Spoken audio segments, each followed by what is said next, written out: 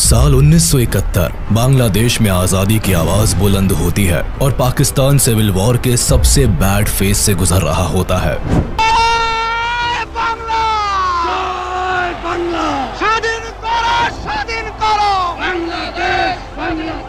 Pakistani army और Bangladeshi revolutionaries के बीच एक तरफ बड़ा घमासान जारी रहता है, वहीं दूसरी तरफ बांग्लादेश खुद को एक अलग देश घोषित कर चुका होता है। इसी बीच 3 दिसंबर 1971 को भारत के खिलाफ Pakistan operation Chengiz Khan launch कर देता है।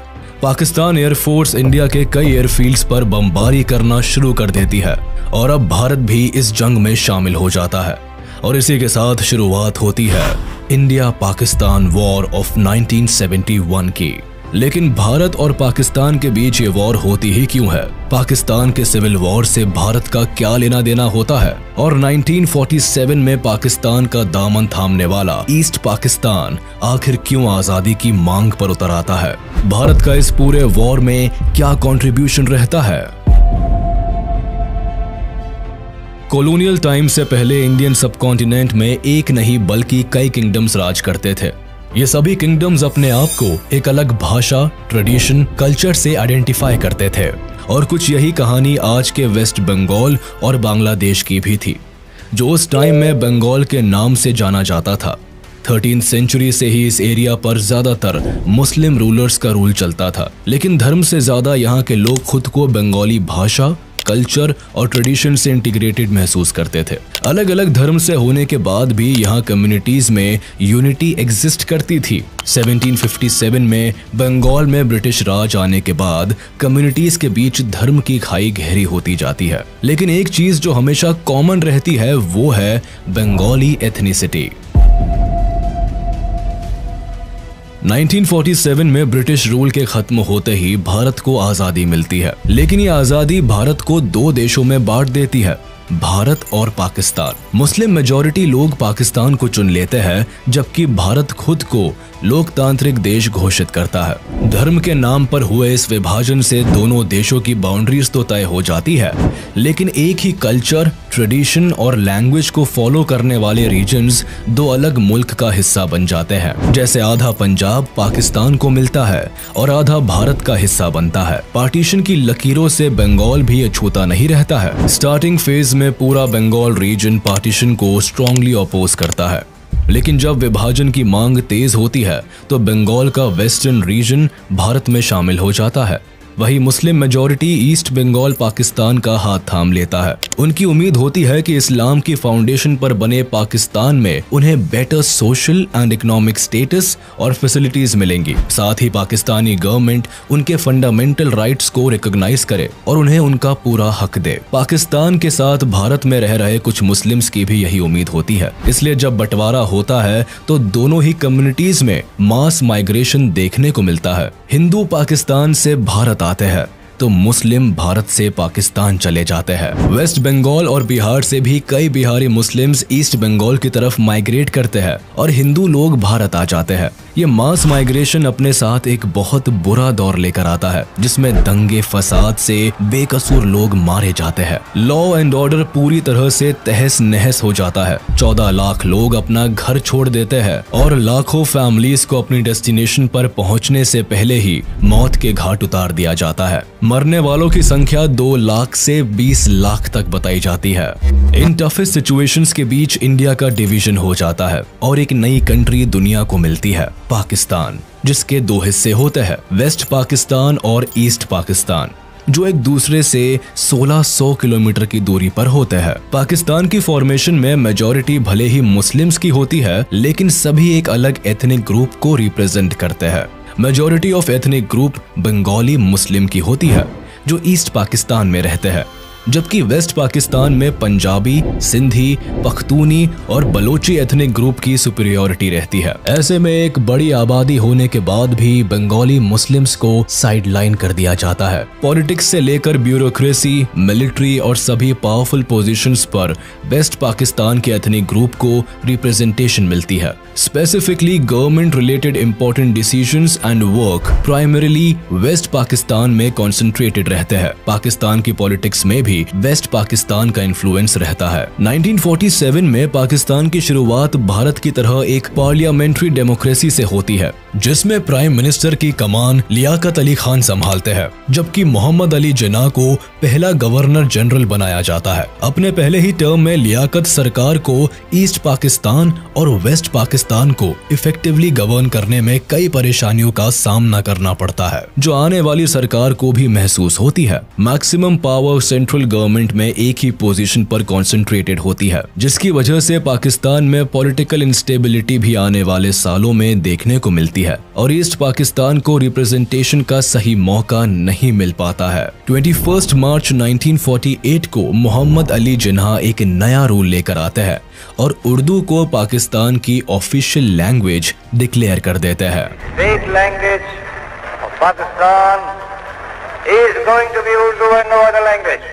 जिन्ना का ये डिक्लेरेशन ईस्ट पाकिस्तान को हिला कर रख देता है। वेस्ट पाकिस्तान के उर्दू इम्पोजिशन को ईस्ट पाकिस्तान में भारी क्रिटिसिज्म झेलना पड़ता है। बंगाली मुस्लिम्स के लिए उर्दू एक एलीट भाषा होती है, जिसे केवल हाई ऑफिशियल्स ही बोलते थे, जबकि ईस्ट पाकिस्तान में दशकों से बच्चा बच्चा बंगाली भाषा बोल रहा होता है। भाषा की जबरदस्ती से ईस्ट पाकिस्तान में बंगाली लैंग्वेज मूवमेंट की शुरुआत होती है। अपनी भाषा को बचाने के लिए लोग सड़कों पर उतर आते हैं। स्टूडेंट और पॉलिटिकल एक्टिविस्ट उर्दू इम्पोजिशन को अपनी भाषा पर एक गहरी चोट की तरह लेते हैं। ईस्ट बंगाल की प्राइमरी लैंग्वेज बंगाली होती है। 1952 आते आते ईस्ट बंगाल में प्रोटेस्ट इतने तेज हो जाते हैं कि सरकार को सेक्शन 144 इम्पोज करना पड़ता है, यानी 3 से ज्यादा लोगों का एक साथ खड़ा होना फॉरबिड कर दिया जाता है। इस कानून के खिलाफ 21 फरवरी को ढाका यूनिवर्सिटी के स्टूडेंट्स एक साथ इकट्ठे होते हैं, लेकिन सेक्शन 144 के तहत पुलिस उन्हें हिरासत में ले लेती है। इससे स्टूडेंट्स की भीड़ और भी ज्यादा भड़क जाती है और student East Bengal legislative assembly में घुसने की कोशिश करते हैं। उन्हें रोकने के लिए पुलिस प्रदर्शनकारियों पर ओपन फायर करती है, जिसमें 5 लोगों की मौत हो जाती है। आगे चलकर ये दिन बांग्लादेश के इतिहास में अमर हो जाता है और आज भी इसी दिन को बांग्लादेश अपने लैंग्वेज मार्टर्स डे के तौर पर मनाता है। सरकार और बंगालियों का ये क्लैश इस कदर बढ़ जाता है कि 1956 में सरकार को बंगाली भाषा को ऑफिशियल स्टेटस और 1956 में स्टेट लैंग्वेज का दर्जा देना पड़ता है। ईस्ट पाकिस्तान में रह रहे लोगों की मांग तो पूरी हो जाती है, लेकिन सरकार के साथ इनकी नाराजगी खत्म नहीं होती, बल्कि ये घटना आग में घी का काम करती है। पाकिस्तान की फॉर्मेशन में मेजॉरिटी भले ही मुस्लिम्स की होती है, लेकिन सभी एक अलग एथनिक ग्रुप को रिप्रेजेंट करते हैं। पाकिस्तान में कई सरकारें बनती बिगड़ती है, कई बार मिलिट्री रूल भी देखने को मिलता है, लेकिन सरकार बनाने का मौका ईस्ट पाकिस्तान के लोगों के हाथ में कभी नहीं आता। उन्हें पॉलिटिकल रिप्रेजेंटेशन से तो दूर रखा ही जाता है, साथ ही ईस्ट पाकिस्तान के डेवलपमेंट पर भी ध्यान नहीं दिया जाता। 70% से भी ज्यादा नेशनल बजट वेस्ट पाकिस्तान के डेवलपमेंट पर लगाया जाता है, जबकि पाकिस्तान की आधी पॉपुलेशन ईस्ट पाकिस्तान में सेंटर्ड होती है। यही से पाकिस्तान को अपना 62% रेवेन्यू भी मिलता है। फिर भी इस हिस्से की ग्रोथ रेट 2.6% होती है, जबकि वेस्ट पाकिस्तान 4.4% की ग्रोथ से बढ़ता है।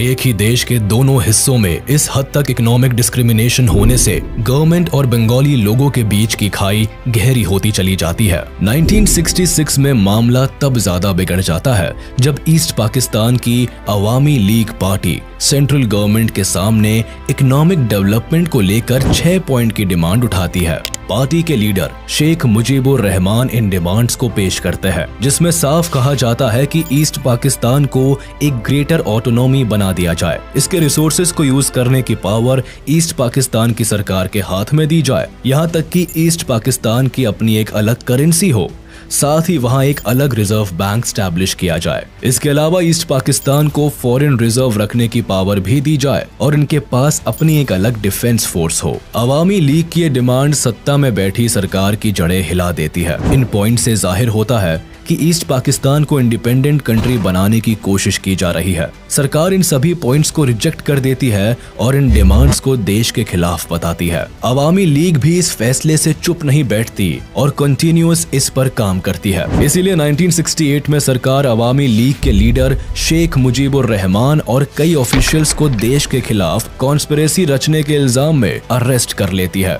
उस वक्त पाकिस्तान में जनरल अयूब खान की सरकार होती है और वो इल्जाम लगाते हैं कि अवामी लीग अगरतला में भारत सरकार के साथ मिलकर एक आजाद देश बनाने की साजिश कर रही है। लेकिन उनके ये सभी चार्जेस ईस्ट पाकिस्तान में काम नहीं करते, क्योंकि तब तक शेख मुजीबुर अवाम के बीच एक पॉपुलर लीडर बन चुके होते हैं। यह बंगाली अवाम के लिए उनकी आवाज बन चुके होते हैं। लोग अपने सुनहरे भविष्य की उम्मीद अवामी लीग से लगाकर रखते हैं।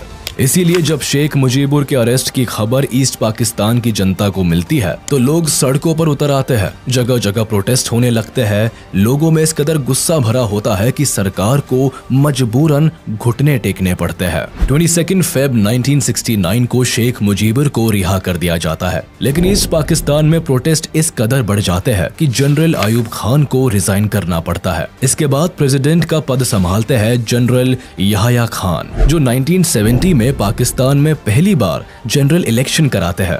Elections will take place.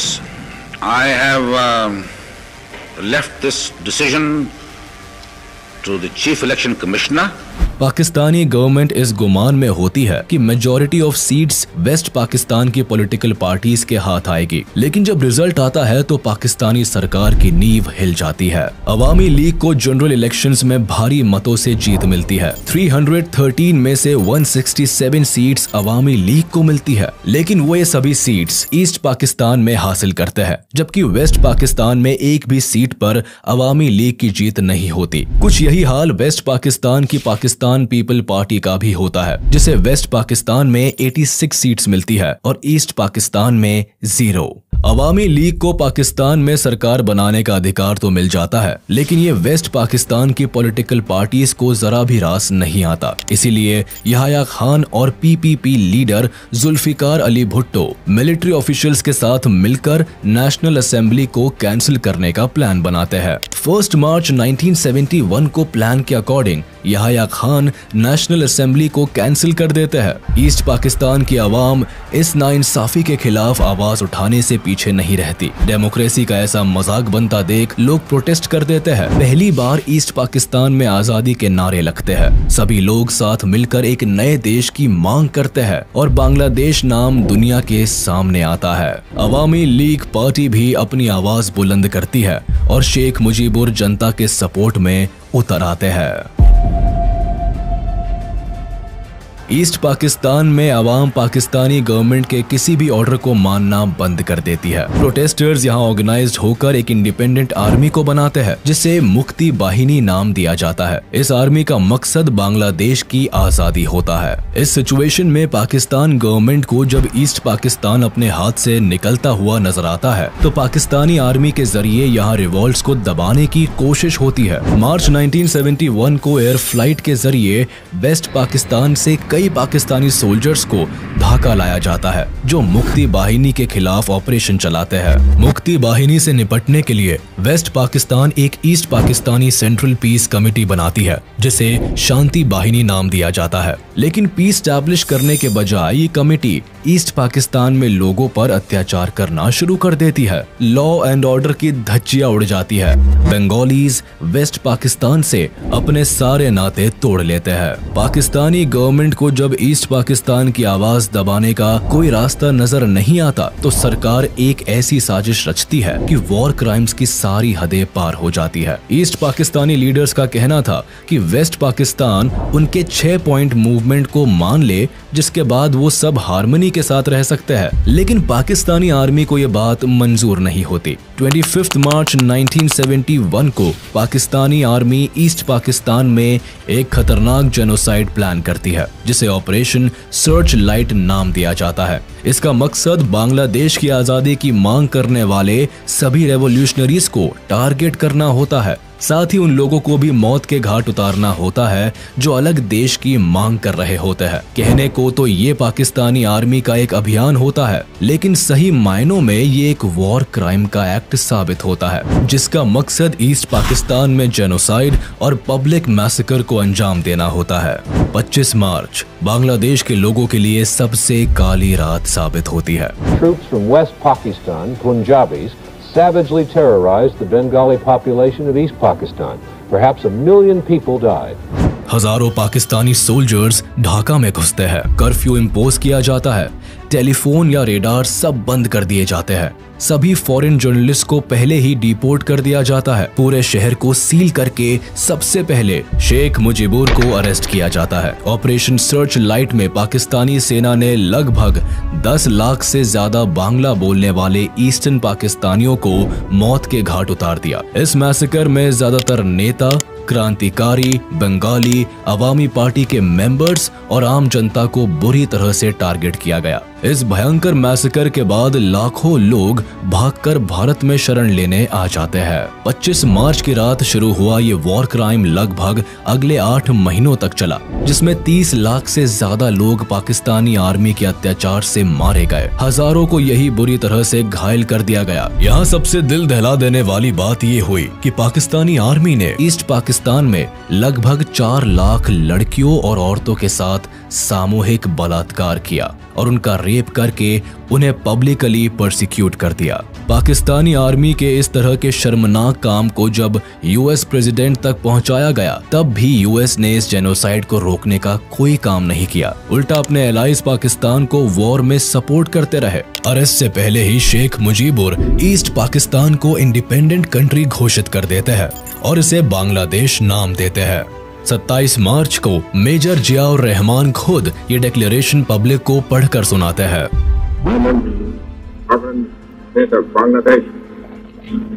On behalf of our great national leader, the Supreme Commander of Bangladesh, Sheikh Mujibur Rahman, do hereby proclaim the independence of Bangladesh.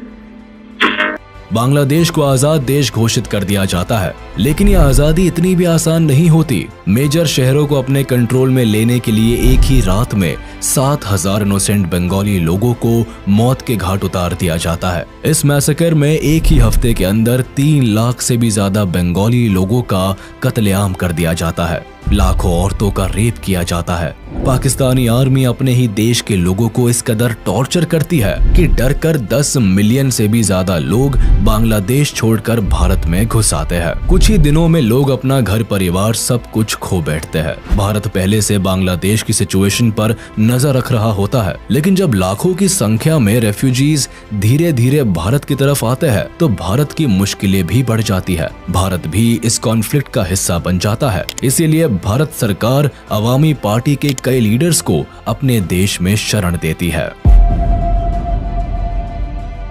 10 अप्रैल 1971 को अवामी लीडर्स कोलकाता में ही people republic of Bangladesh government को बनाते हैं। शेख मुजीबुर रहमान को बांग्लादेश का president चुन लिया जाता है, जबकि तजुद्दीन अहमद को प्राइम मिनिस्टर बनाया जाता है। लेकिन भारत की असल समस्या 10 मिलियन रेफ्यूजीज को लेकर होती है। आखिर इतने बड़ी संख्या को सर्व करना भारत के लिए मुश्किल होता है। रेफ्यूजीज के आने जाने से भारत पर एक बड़ा इकोनॉमी बर्डन पड़ता है। साथ ही बांग्लादेश में चल रहा जेनोसाइड भी भारत सरकार के लिए कंसर्न बनता जा रहा था। इसीलिए इंदिरा गांधी फैसला लेती है कि बांग्लादेश की आजादी की इस लड़ाई में भारत भी शामिल होगा। 28 अप्रैल 1971 प्रधानमंत्री Indira Gandhi chief of army staff general Sam Manekshaw से बांग्लादेश की सिचुएशन डिस्कस करती है और उन्हें कहती है कि वो जंग की तैयारी करे। लेकिन मानेकशॉ वॉर चैलेंजेस को बताते हुए इतनी जल्दी वॉर पर जाने को अवॉइड करते हैं। वो बताते हैं कि मॉनसून के मंथ में बांग्लादेश में बाढ़ की स्थिति पैदा हो जाती है और ऐसी सिचुएशन में लड़कर जीत हासिल करना मुश्किल हो सकता है।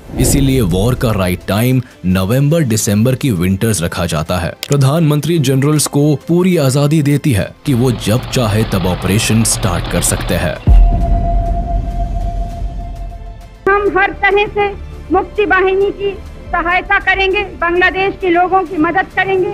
इंडियन आर्मी अपने काम की शुरुआत मुक्ति वाहिनी को ट्रेनिंग देने से शुरू करती है। सैम मानेकशॉ की लीडरशिप में इंडियन आर्मी मुक्ति वाहिनी को गुरिल्ला वॉरफेयर के लिए ट्रेन करती है। उन्हें हर एक टैक्टिक और स्ट्रेटेजी सिखाई जाती है जिससे वो पाकिस्तानी आर्मी पर भारी पड़ सके। साथ ही भारत की तरफ से वेपन्स की सप्लाई भी मुक्ति वाहिनी को दी जाती है। भारत अब तक इनडायरेक्टली ही इस युद्ध का हिस्सा होता है। रियलिटी में पाकिस्तान और भारत के बीच अब तक कोई क्लैश नहीं होता।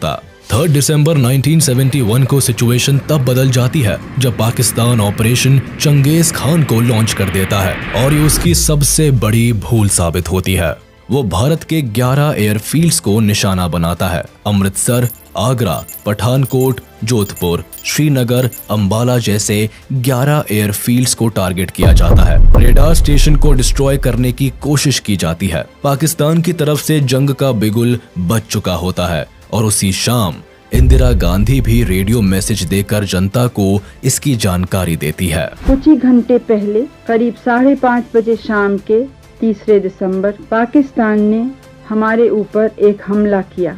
पाकिस्तानी हवाई जहाजों ने हमारे अमृतसर, पठानकोट, श्रीनगर, अवंतीपुर, उत्तरलाई, जोधपुर, अंबाला और आगरे के हवाई अड्डों पर बमबाजी की। पश्चिमी पाकिस्तान की लड़ाई थी, वो लड़ाई भारत पर भी आ गई है। इस चुनौती का सामना जोरों से करना है। मुझे जरा भी संदेह नहीं है कि विजयी भारत की जनता की, भारत की बहादुर सेना की होगी। पाकिस्तान का मकसद भले ही भारत के एयरफील्ड को तबाह कर इंडियन एयरफोर्स को वॉर से बाहर रखने का होता है, लेकिन लकीली इनके निशाने सटीक नहीं बैठते और इंडियन एयरफोर्स तुरंत ही सतर्क हो जाती है और इन्हीं रनवेज से AIF अपने टारगेट संभाल लेती है और पाकिस्तानी आर्मी को मुंह तोड़ जवाब देने को तैयार हो जाती है। पाकिस्तान इंडियन एयरबेस को नुकसान पहुंचाने से भले ही चूक जाती है, लेकिन इंडियन एयरफोर्स जब एयर स्ट्राइक पर उतरती है तो पाकिस्तान के कई रनवे को तबाह करके ही दम लेती है।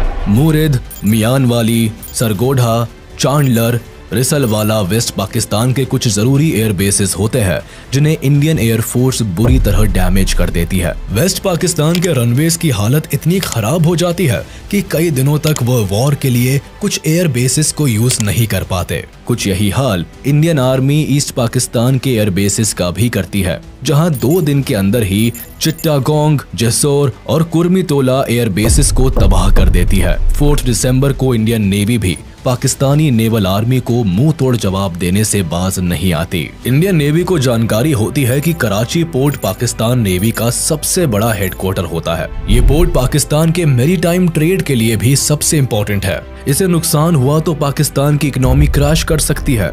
इसीलिए इंडियन नेवी कराची हार्बर को अपना टारगेट बनाती है और इस ऑपरेशन को नाम देती है ऑपरेशन ट्राइडेंट। इस ऑपरेशन की कमान संभालते हैं navy chief admiral SM Nanda, जो कि इंदिरा गांधी से परमिशन लेने के बाद 25th स्क्वाड्रन कमांडर बबरू भान यादव को अटैक की जिम्मेदारी देते हैं। इनकी कमांड में इंडियन नेवी का ग्रुप 460 किलोमीटर कराची के साउथ कोस्ट में चला जाता है और रात होने का इंतजार करते हैं, क्योंकि रात के अंधेरे में पाकिस्तानी एयरक्राफ्ट एयर बॉम्बिंग नहीं कर सकते थे। इंडियन नेवी का प्लान होता है कि वह अंधेरे का फायदा उठाकर पाकिस्तान की वॉरशिप्स को पूरी तरह तबाह कर दे। इसीलिए शाम होते होते इंडियन नेवी कराची पोर्ट के 330 किलोमीटर करीब चले जाते हैं।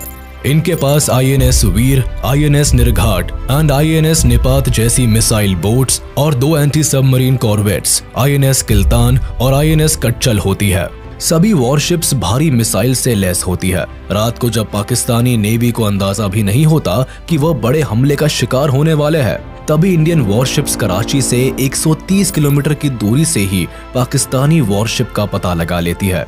सबसे पहले मिसाइल अटैक INS नीरघाट करती है और पाकिस्तान के बैटल्स क्लास डिस्ट्रॉयर PNS खाइबार के टुकड़े टुकड़े कर डालती है। उसके बाद INS वीर और INS निपत भी अपना कमाल दिखाते हैं और PNS चैलेंजर और PNS मुहाफिज को मिसाइल से बर्बाद कर पानी में डुबो देते हैं। इस ऑपरेशन में INS निपात पाकिस्तान के केमारी ऑयल स्टोरेज टैंक्स को भी निशाना बनाता है और पाकिस्तान का ऑयल स्टोरेज आग की लपटों में जल के बर्बाद हो जाता है। करीब 7 दिन तक पाकिस्तान इस आग को बुझाने में नाकामयाब रहता है और दुनिया भर के अखबारों में इंडियन नेवी की इस आग को बिगेस्ट बॉनफायर करार दिया जाता है। इसके जवाब में पाकिस्तानी नेवी इंडिया के ओखा पोर्ट को बॉम्ब करने से पीछे नहीं रहता ताकि उन्हें अपनी बर्बादी का बदला मिल सके। वो हमले से भारत के फ्यूलिंग फैसिलिटीज, एम्यूनिशन डंप और मिसाइल बोट्स जेटी को नुकसान पहुंचाना चाहता है। लेकिन पाकिस्तान के प्लान को समझते हुए इंडियन नेवी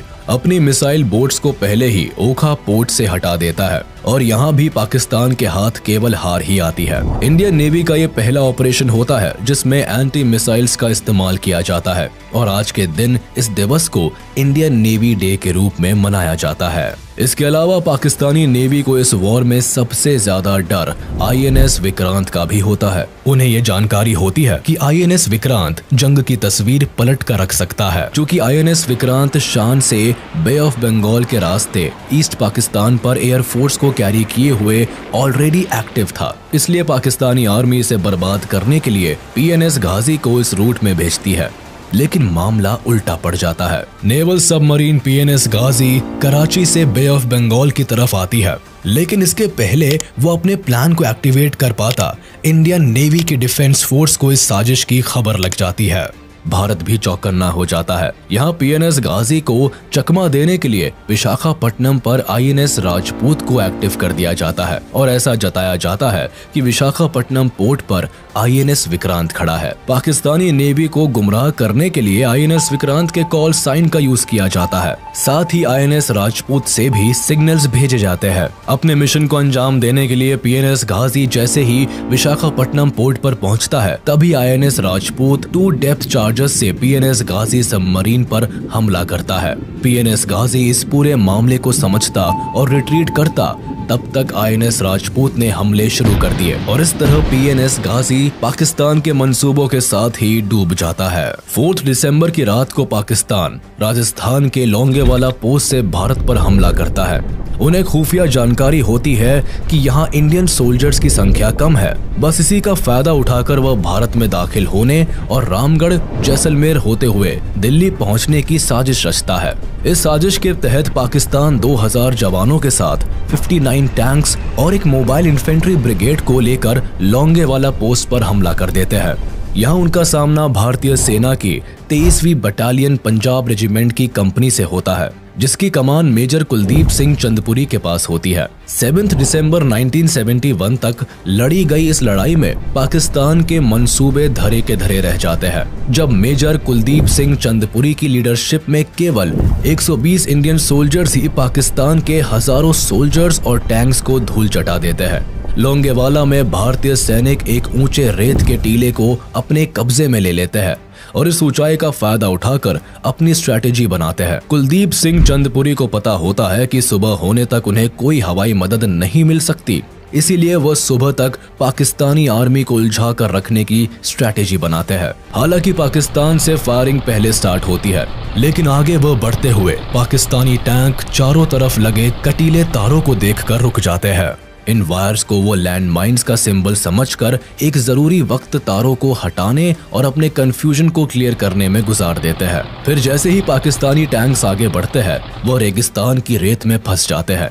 एक ऊंचे टीले पर होने की वजह से इंडियन आर्मी टैंक्स को डायरेक्ट हिट कर पाती है और पाकिस्तान अपने कई टैंक्स और व्हीकल्स गंवा देता है।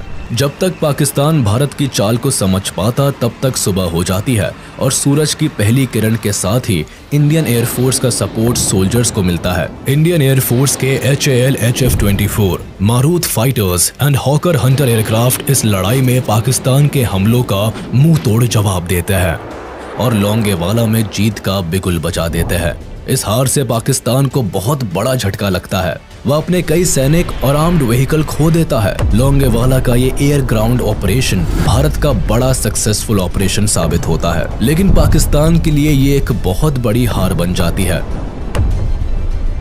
1971 के इस वॉर में भारत ने पाकिस्तान से लगभग 3600 स्क्वायर किलोमीटर्स का हिस्सा छीन लिया। पाकिस्तान से निपटने के लिए भारत की मिलिट्री पावर और स्ट्रेटेजी पाकिस्तान से कहीं ज्यादा बेहतर होती है। भारत के जनरल वेस्ट पाकिस्तान में एक डिफेंसिव वॉर स्ट्रेटेजी का इस्तेमाल करते हैं, यानी वेस्ट हिस्से में अटैक के बजाय मिलिट्री डिफेंस पर वर्क करती है, जबकि ईस्ट पाकिस्तान में Indian military aggressively attack strategy का इस्तेमाल करती है। सोल्जर्स को को लड़ने के लिए फील्ड पर भेजा जाता है और इंडियन आर्मी पाकिस्तानी सोल्जर्स पर भारी पड़ती है। इंडियन डिफेंस की नेवी, एयर और मिलिट्री का कोऑर्डिनेटेड अटैक पाकिस्तान के होश उड़ा देता है। ऑपरेशन ट्राइडेंट में मिली अपार सफलता के बाद एक तरफ जहां कराची पोर्ट पर सिक्योरिटी बढ़ा दी जाती है, वहीं पाकिस्तान को समंदर में इंडियन शिप्स की एक बड़ी प्रेजेंस की खबर लग जाती है। उन्हें लगता है कि भारत फिर एक बड़े हमले की तैयारी कर रहा है, इसीलिए पाकिस्तानी वॉरशिप्स मर्चेंट शिपिंग के साथ मिलकर इंडियन नेवी को मात देने का प्लान बनाते हैं। अब इसी प्लान को फेल करने के लिए इंडियन नेवी एक फॉलो अप प्लान बनाती है, जिसका कोड नेम ऑपरेशन पायथन दिया जाता है। 8 दिसंबर को पाकिस्तान की चालों को नाकाम करने के लिए भारत की मिसाइल बोट्स INS विनाश, INS तलवार और INS त्रिशूल को कराची के साउथ में मनोरा पेनिनसुला की तरफ भेजा जाता है। इस दौरान ये मिसाइल बोट्स न केवल पाकिस्तानी पेट्रोल वेसल को टारगेट करते हैं, बल्कि 11 बजे के करीब INS विनाश अपनी 4 मिसाइल से केमारी ऑयल फार्म को टारगेट करता है। इस अटैक से पाकिस्तान का बचा कुचा केमारी ऑयल स्टोरेज भी तबाह हो जाता है। साथ ही Panamanian fuel tanker SS gulf star को भी भारी नुकसान पहुंचता है। INS विनाश पाकिस्तान के नेवी फ्लीट टैंकर PNS डक्का को बुरी तरह ध्वस्त कर देता है।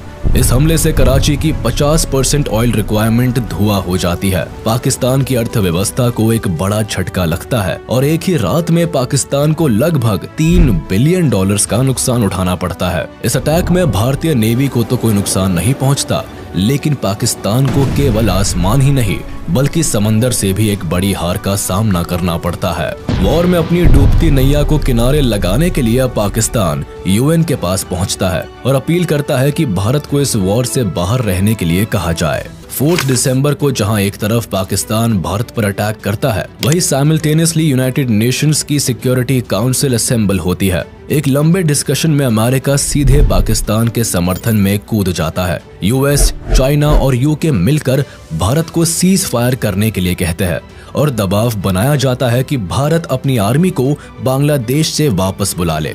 लेकिन यहाँ भारत के समर्थन में सोवियत यूनियन आगे आता है और 2 बार इस रेजोल्यूशन को वीटो कर देता है। इसकी वजह 9 अगस्त 1971 में भारत और सोवियत यूनियन के बीच साइन हुई पीस एंड फ्रेंडशिप ट्रीटी भी होती है, जो भारत और सोवियत यूनियन के बीच दोस्ती की नींव रखती है। और इस दोस्ती को गहरा होने का मौका तब मिलता है जब बांग्लादेश लिबरेशन वॉर में सोवियत यूनियन न केवल पॉलिटिकली बल्कि मिलिट्री पावर से भी भारत की मदद करता है। इंडिया ने बांग्लादेश को एक इंडिपेंडेंट कंट्री मान लिया। इसी दिन भूटान भी विश्व का पहला देश बना जिसने बांग्लादेश को ऑफिशियली एक इंडिपेंडेंट कंट्री के तौर पर एक्सेप्ट कर लिया। 8 दिसंबर 1971 को जब अमेरिका की इंटेलिजेंस को ये रिपोर्ट मिलती है कि भारत ईस्ट पाकिस्तान में एक ऑफेंसिव अटैक प्लान कर रहा है, तब US पाकिस्तान के समर्थन में अपनी 7th fleet task force Bay of Bengal की तरफ भेज देता है। US का ये 7वां बेड़ा दुनिया का सबसे बड़ा एयरक्राफ्ट कैरियर होता है, जिसका वजन 75,000 टन के करीब होता है। करीब 70 फाइटर एयरक्राफ्ट को कैरी करने वाला ये शिप न्यूक्लियर पावर्ड से लेस होता है। जाहिर था कि भारत की नेवल पावर से ये कहीं ज्यादा ताकतवर होता है और उसके सामने भारत के INS विक्रांत की फाइटर एयरक्राफ्ट की क्षमता केवल 20 एयरक्राफ्ट की होती है। पाकिस्तान को अब ये वॉर अपने हक में दिखाई देने लगती है। उसे लगता है कि अमेरिका के समर्थन से उसकी जीत पक्की है। वहीं भारत पर प्रेशर होता है कि अमेरिका की नेवल शिप से उलझने के बजाय पीछे हट जाए। सिचुएशन यहाँ हाथ से निकलती दिखाई देती है, क्योंकि UK भी पाकिस्तान के समर्थन में HMS ईगल को अरेबियन सी में उतारता है। इनकी साजिश भारत की नेवल शिप को एक पिंसर अटैक में फंसाने की होती है। भारत इस सिचुएशन से निकलने के लिए सोवियत को SOS भेजता है और इंडो सोवियत सिक्योरिटी ट्रीटी को एक्टिवेट करने के लिए कहता है, जिसके तहत किसी भी आउटसाइड अटैक होने पर सोवियत यूनियन भारत को प्रोटेक्ट करने के लिए बाध्य है। मैसेज मिलते ही ब्रिटिश अमेरिकन थ्रेट को काउंटर करने के लिए सोवियत जल्द ही कमांडर एडमिरल व्लादिमीर क्रुगलियाकोव के अंदर अपने 10th ऑपरेटिव बैटल ग्रुप को भारत की मदद के लिए भेजते हैं। सोवियत का ये पैसिफिक बेड़ा nuclear armed ships, atomic submarines और मिसाइल से लेस होता है और समंदर में ब्रिटिश और अमेरिकन बेड़े को काउंटर करने के लिए उन्हें अपने टारगेट रेंज में ले आते हैं। जिससे पहले UK और अमेरिका बे ऑफ बंगाल में एंटर कर पाए, उससे पहले ही रशियन शिप्स ब्रिटेन और अमेरिकन शिप्स को अपनी मौजूदगी का एहसास करा देती है। इसीलिए ब्रिटिश शिप्स मेडागास्कर की तरफ निकल जाती है, जबकि यूएस नेवी भी अपनी टास्क फोर्स को पीछे ले लेती है। सोवियत का साथ मिलते ही भारत की एयर, नेवी और लैंड मिलिट्री डिफेंस एक साथ मिलकर पाकिस्तानी आर्मी को घुटने टेकने पर मजबूर कर देती है। ईस्ट पाकिस्तान में पाकिस्तानी आर्मी की एयर सप्लाईज कट ऑफ कर दी जाती है। नेवल रूट्स को इंडियन नेवी ब्लॉक कर देती है और जमीन पर मुक्ति बाहिनी पाकिस्तान आर्मी की जान की दुश्मन बन जाती है। 12 दिसंबर आते आते इंडिया पाकिस्तान वॉर में पाकिस्तान एक बड़ी हार के सामने खड़ा होता है। इनकी सेना को बुरी तरह खदेड़ दिया जाता है। वेस्ट पाकिस्तान का लगभग 13,000 किलोमीटर वर्ग इलाका अब भारत के कंट्रोल में होता है और पाकिस्तानी सोल्जर्स के पास बचने का कोई रास्ता नहीं होता है। जुल्फिकार अली भुट्टो पाकिस्तान की जीत के लिए एक बार फिर अमेरिका का दरवाजा खटखटाते हैं और वॉर को डिस्कस करने के लिए न्यूयॉर्क जाते हैं। अमेरिका के साथ मिलकर वो सीज फायर का एक प्रपोजल भी तैयार करते हैं, लेकिन तब तक काफी देर हो चुकी होती है। पाकिस्तानी आर्मी इंडियन सोल्जर्स के सामने सरेंडर के लिए तैयार हो जाती है। इससे गुस्से में आकर जुल्फिकार अली भुट्टो यूएन की असेंबली छोड़कर चले जाते हैं और यहाँ पाकिस्तान की लाचारी भी पूरी दुनिया को साफ नजर आती है। I will not be a party to it. My country hearkens for me. Why should I waste my time here in the Security Council?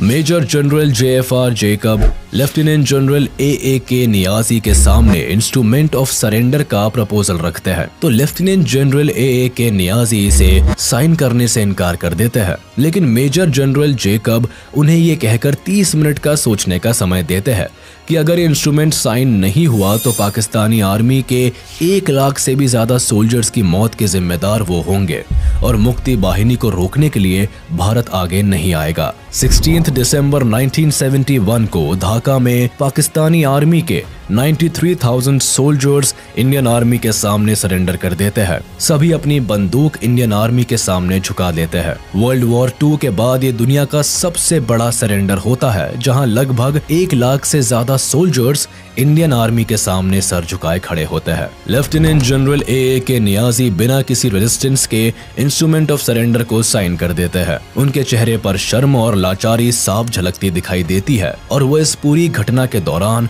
शर्म से अपना चेहरा झुका लेते हैं। पाकिस्तान की वॉर में हार के साथ ही वेस्ट पाकिस्तान में सरकार गिर जाती है।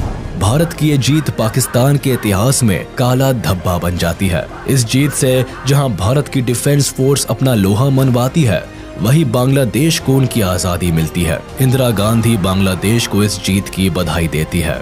शेख मुजीबुर रहमान को भी रिहा कर दिया जाता है और वह आजाद बांग्लादेश के पहले प्रेसिडेंट बनते हैं। लेकिन बांग्लादेश को अपनी इस आजादी की एक बहुत बड़ी कीमत चुकानी पड़ती है। कई बच्चे, जवान और इंटेलेक्चुअल्स को आजादी की इस लड़ाई में अपना सब कुछ कुर्बान करना पड़ता है। 1972 में भारत और पाकिस्तान के बीच शिमला एग्रीमेंट साइन किया जाता है, जिसके तहत पाकिस्तान भी बांग्लादेश को एज अ कंट्री रिकॉग्नाइज कर लेता है। इसके बदले भारत पाकिस्तान की 13,000 स्क्वायर किलोमीटर की जमीन जो भारत के कब्जे में होती है, उसे पाकिस्तान को लौटा देता है और 93,000 वॉर प्रिजनर्स को भी लौटा देता है। इसी के साथ भारत जीत का एक नया इतिहास लिखता है। 1974 में UN भी बांग्लादेश को एक इंडिपेंडेंट कंट्री रिकॉग्नाइज कर लेता है। इसी के साथ हम आपसे विदा लेते हैं। उम्मीद है आपको ये वीडियो जरूर पसंद आया होगा। आप इस